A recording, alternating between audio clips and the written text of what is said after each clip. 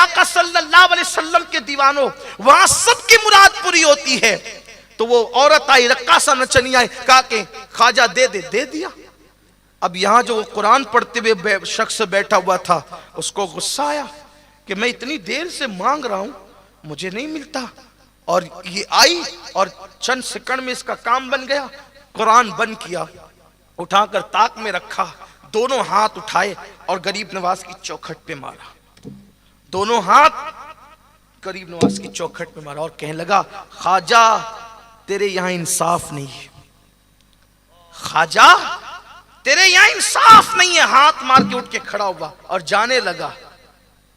जैसी निकला, सामने से कोई नूरानी चेहरे वाली हस्ती, जनाब किधर का इरादा है?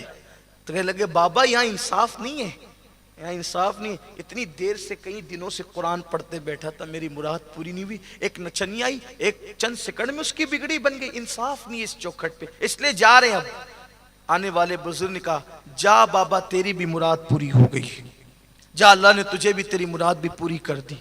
अब रुक गए कदम, मुराद पूरी। आप कौन है? फरमाया, जिसकी चौखट पे आया था वही मोइनुद्दीन हूं, जिसकी चौखट पे आया वही मोइनुद्दीन हूं। अल्लाह, बाद विसाल की बात है, विसाल की बात की बात, वही मोइनुद्दीन। कहा, हुजूर माफी चाहता हूं, लेकिन बताएं ना, इतनी देर से, कई दिनों से कुरान पढ़ते बैठा था, मुराद क्यों पूरी नहीं हो रही थी?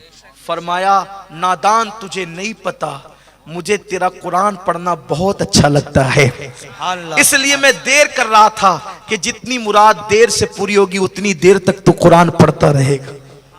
लेकिन तेरे अंदर सब्र कहां था? और देख, जो तूने अपने हाथ मेरी चौखट पे मारा है, उसका असर कहां पड़ा? जब अपनी पुष्ट से कपड़ा हटाया तो देखा कि वो दोनों हाथों का निशान जो उसने चौखट पे मारे थे वो गरीब नवाज की पुष्ट पर था।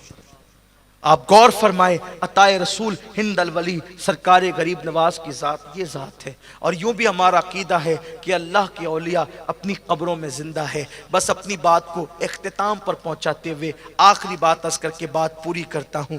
अगर आज भी कोई मदद के लिए पुकारे, कोई इमदाद के लिए पुकारे, तो गरीब नवाज और औलिया अल्लाह रूहानी तौर पर उसकी मदद के लिए आ सकते हैं। और